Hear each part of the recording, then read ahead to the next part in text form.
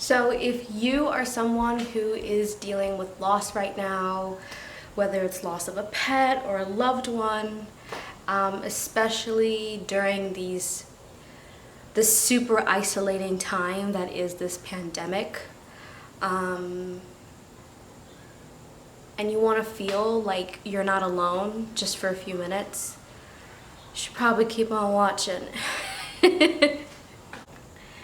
Hey yo, it's Ezzy, aka Ezzybrella. Welcome back to my channel. I know it's been a while, but today is a little bit of a different video that I've been meaning to get around to, and today I just kind of had a burst of energy, so here we are.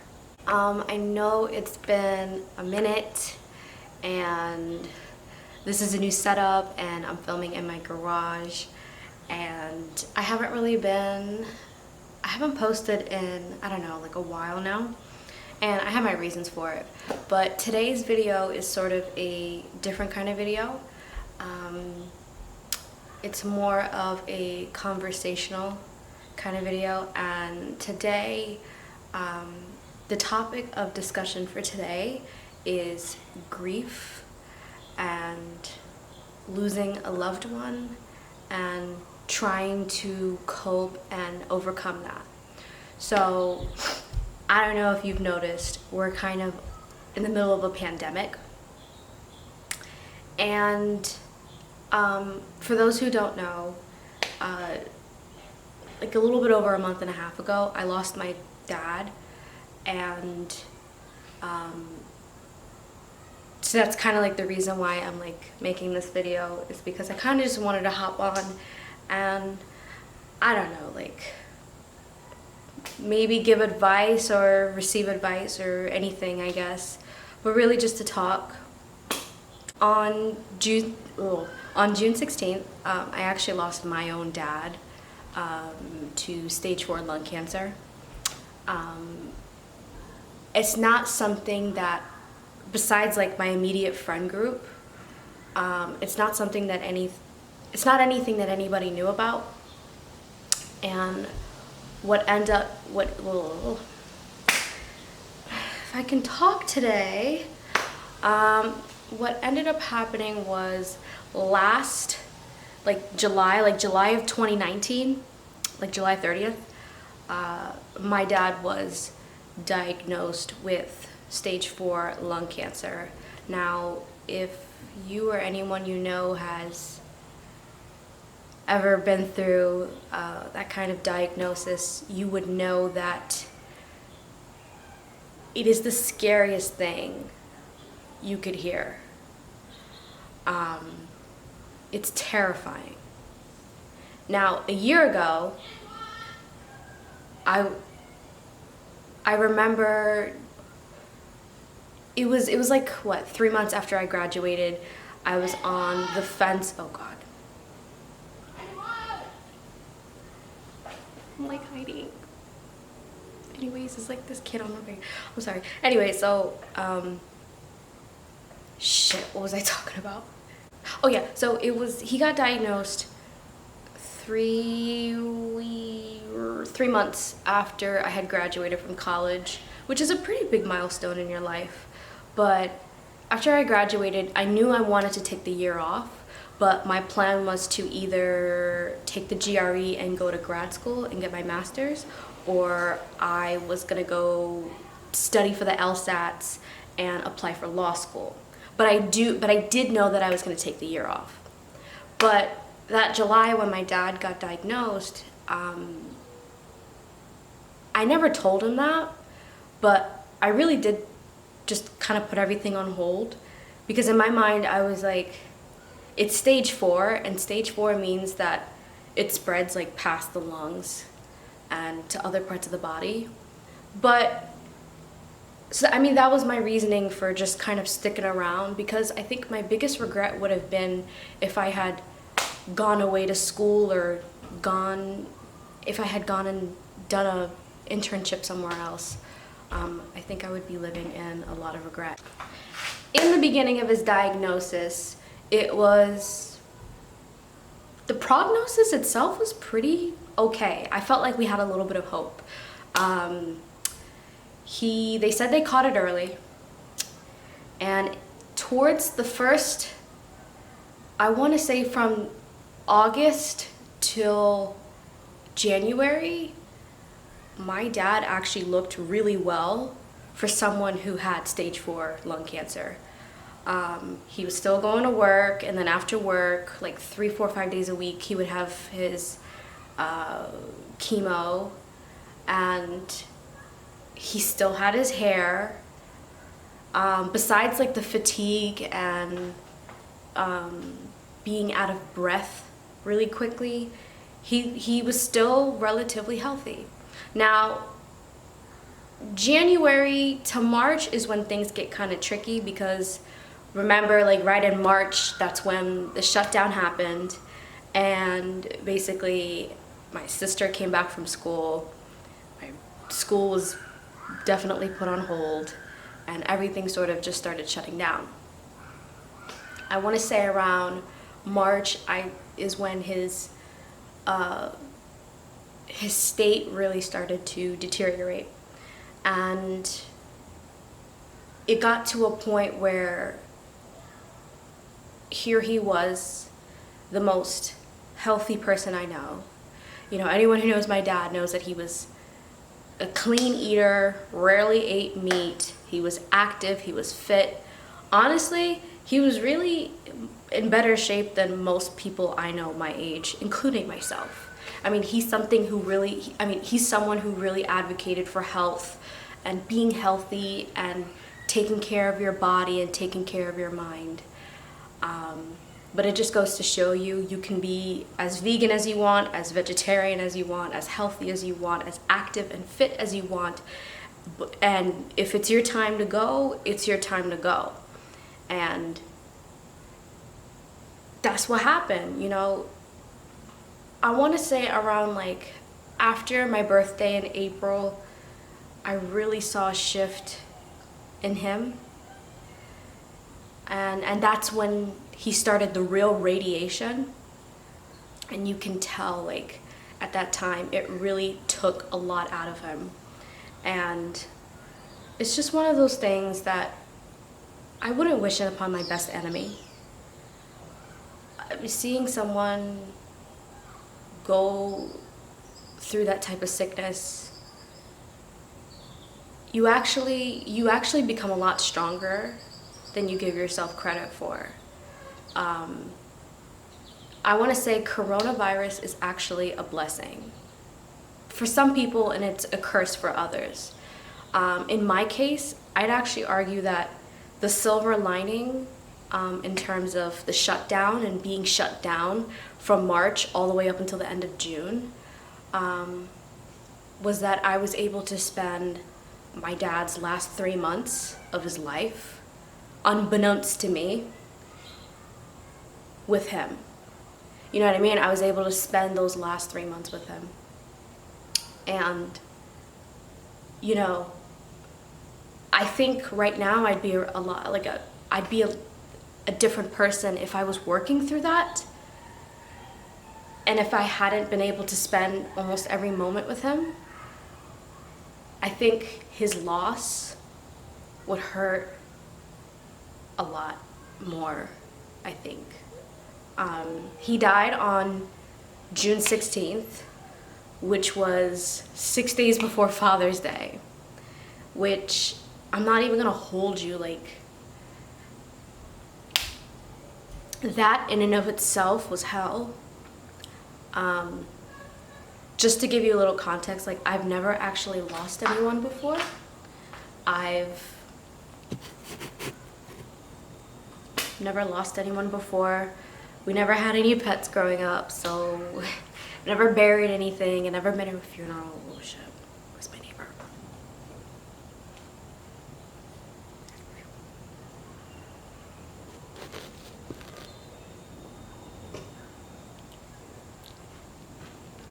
Do you ever just go outside and then your neighbors also exist outside and you're just like, can you not be outside? Anyways, I don't even know what I was talking about. I'm sorry. Shit, what was I talking about? From March all the way up till 3 months later when he died, his state basically completely deteriorated. It got to the point where he was so out of it. He couldn't walk on his own most of the time. He needed help showering. He couldn't even go down the stairs. He couldn't even walk down the stairs. He had to like take a step, no cap, like every 30 seconds or 1 minute. Like it literally took him about 20 minutes to get down the stairs. Like it got that bad. He needed help eating. He couldn't administer his own medication himself. One of us had to give it to him. It's not easy seeing a loved one go through that. I think it definitely does give you a bit of strength and keeps you grounded for sure. I want to say towards the beginning of his diagnosis, we had a lot of hope. And so I was like, you make these little deals with, I'm fairly religious, so you make these little deals with God. And you say, if you do this, if I do this, can you let him live? And it was one of those weird things I kept doing with myself. I'm like, I'm not strong enough to lose him. I'm just not. I can't handle that. I've never lost anyone before. And there's literally no one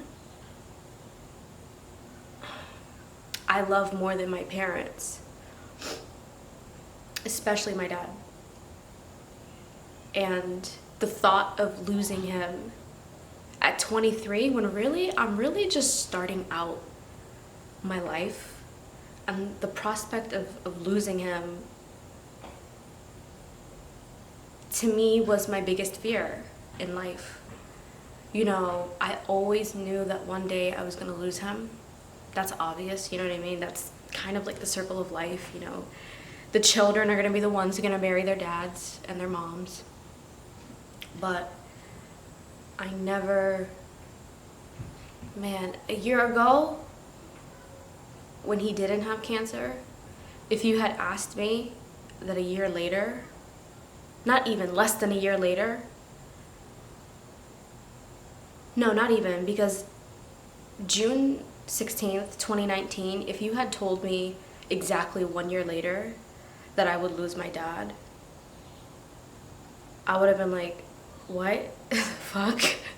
No, I'm not. Because to me, he was infallible. He was healthy. And that's like what I could not wrap my mind around. It's not like my dad was, headed towards that direction. He survived so much. And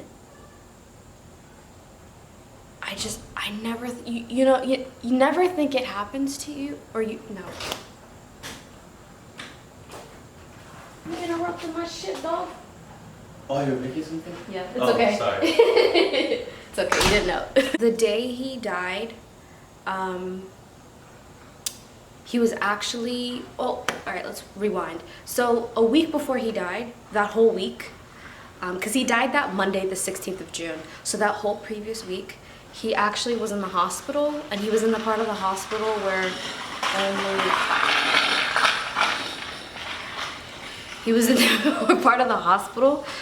only my mom could go, like one designated person had to go. So what ended up happening was I didn't even get to really see him, and I only was able to speak to him once because his condition had gotten so much worse, where I don't think he kind of like low-key realized what was going on. So no, I lied. I saw him that Monday. That was the 15th. When I did see him Monday the 15th, and I saw the kind of state that he was in, I mean, I knew at that point that we had maybe a week left. You know what I mean? I knew even since March that his state was deteriorating. It wasn't a matter of if he's gonna die, it was seriously like a matter of when. So that Monday the 15th, the day before he died, I thought to myself, okay, well, he probably has about a week left. That night before, that Monday, that night, before me and my sister left the hospital, that's when it hit us, right? Well, me. That's when it hit me. Tuesday, he was supposed to get discharged because he was going to be released into hospice care. And basically, he was going to live out the rest of his days from the comfort of his bed and his home. That was the plan. He was supposed to come home the day he died. And it was something that, poor him, he was stressing about because it was a whole process. And mind you, they ordered everything, the hospital bed, the IV, all the equipment needed to have hospice care at home. And I just remember that day, like walking into the hospital, the day that he died, and I went by myself in the morning. I had just left a work meeting and I went straight to the hospital, and it's just me and him, and the nurse comes in and I ask her, so is he gonna get discharged today, or is he gonna is it gonna be in a couple days? Are you keeping him for a little bit? And I think, man, it was that moment, I don't know. All I know is that she basically kneeled down because I was sitting. So she kneeled next to me and she was basically like, we can't take him home. He can't leave the hospital. He's very weak. And she was explaining to me, she's like, he's at what we call end of life. And she basically said, she's like, I'm sorry, but he only has 24 to 48 hours left. And I was like, what? He's supposed to come home today. And yeah, that was just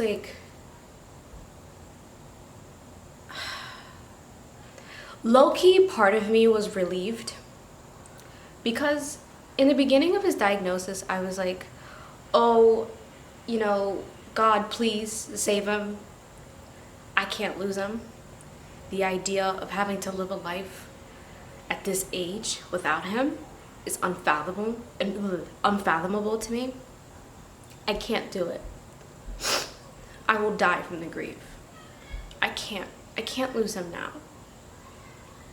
But then, when he got so sick, and he was in so much pain, and he was suffering so bad, it got to the point where I was like, okay, you know what? Honestly, at this point, just end it. End his suffering. I can't handle it. He's holding on as best as he can. But if it were me, I'd be like, pull the plug. Pull that fucking plug. End this shit. I'm not. He was in so much pain. And I was like, I can't do this. End it, please. And now that I think about it, I asked God to take away his suffering, and he did.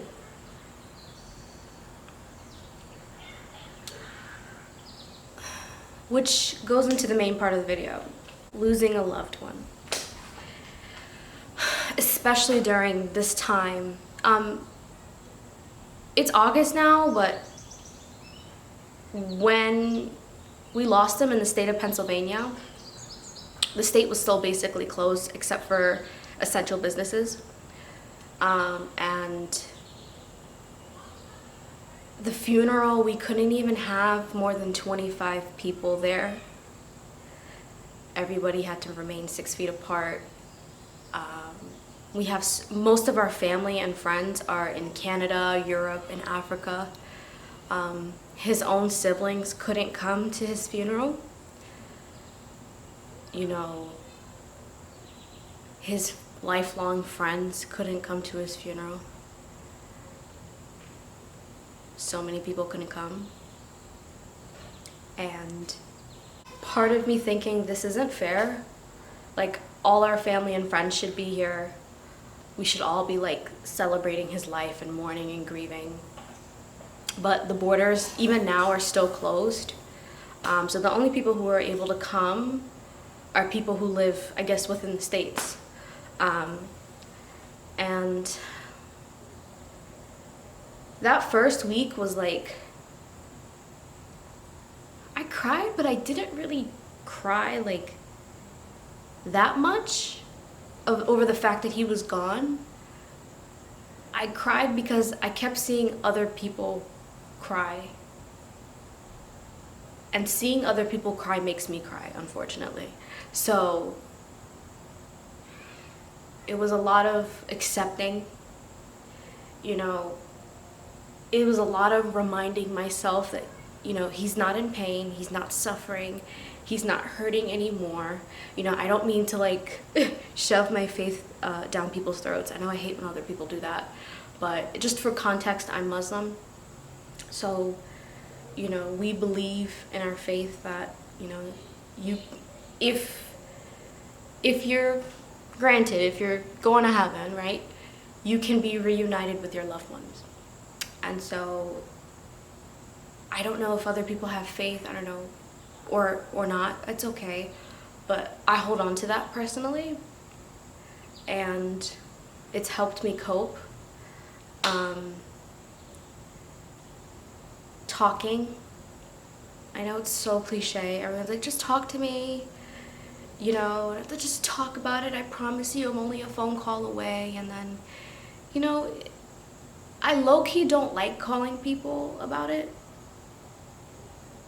and how I feel and how I'm coping, because it's the same pain, it's the same grief. It's just, you know, it's not gonna change from last month to next month. You know what I mean?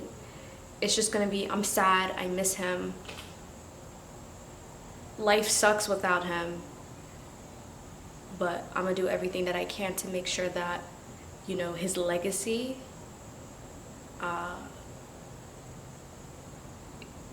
you know, is fulfilled. And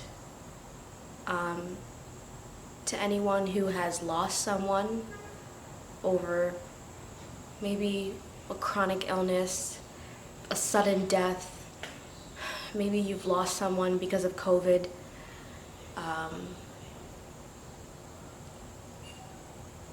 and you're just in a position right now where life may seem like it's unfair and that you're cursed and that why me, you know what I mean? I'm with you.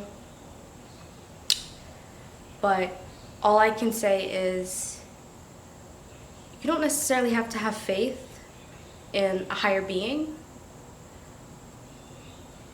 but you have to give yourself some faith, and you have to be able to give yourself credit, real shit, you know.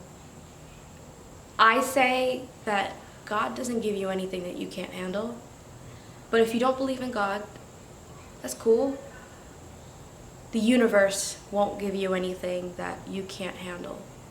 And I thought that losing my dad would be the scariest thing ever.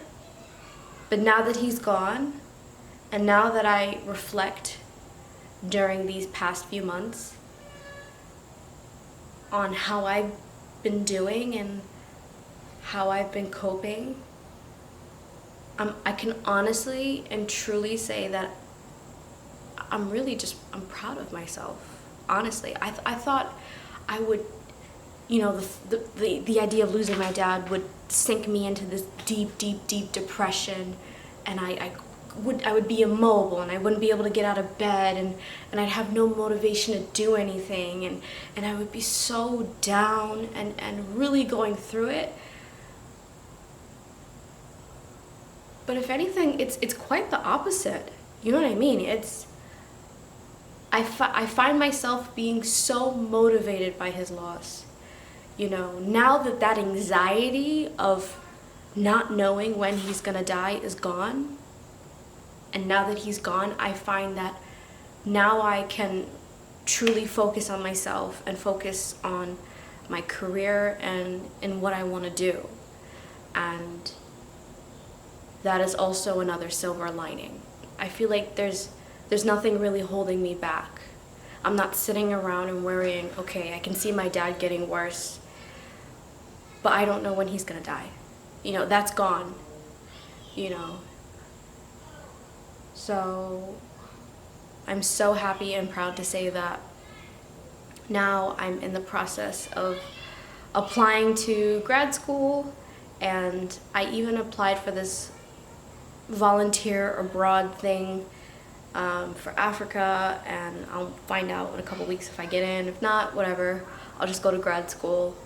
And you know, even though this pandemic, life is so uncertain and life is different as we know it, I have faith that this is something that we can all get through. So I know this isn't a makeup video, but you know, I felt like I don't know, I had some things I wanted to get off my chest, and just a sort of life update to all 57 of my subscribers. But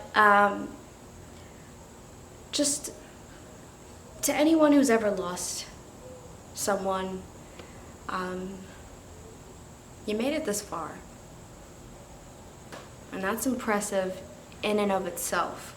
So all I can say is low-key keep it pushing, keep it moving, keep focused, have a plan, you know, do something that makes you happy.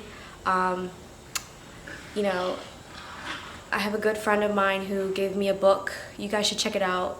My friend Jordan gave me a book. It's called It's Okay to Not Be Okay. It's by, I don't remember who it is, but I'm sure if you type that in, you'll find it. I read it. It was a really good book. It really helped. I also found that journaling, journaling helped as well. If you know me, you know that I've never journaled. I was never able to keep a journal ever in my life, literally, because it just did nothing for me. But after he passed, I felt like I needed an outlet to be able to express myself. And a lot of my friends were like, you know what, you should start keeping a journal and try to write letters to him. And so that's what I've been doing at least once a week, happily. And I can honestly say that it's helped. So yeah, thank you for watching. I know this was, I don't know how long this video is gonna be, but I'm sorry. But thanks for watching. That is my little update. I do plan on making a couple more makeup videos in the near future. I kind of want to get back into YouTube and take it a little bit more seriously this time. That's the hope. And so yeah, look out for those in the future. If you like this video, give a thumbs up or whatever, share it, whatever.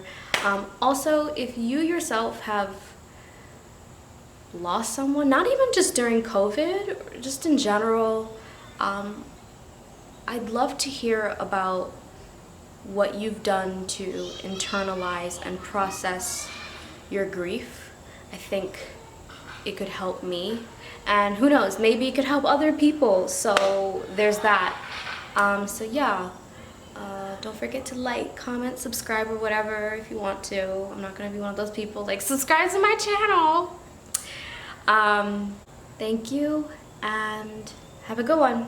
Stay blessed.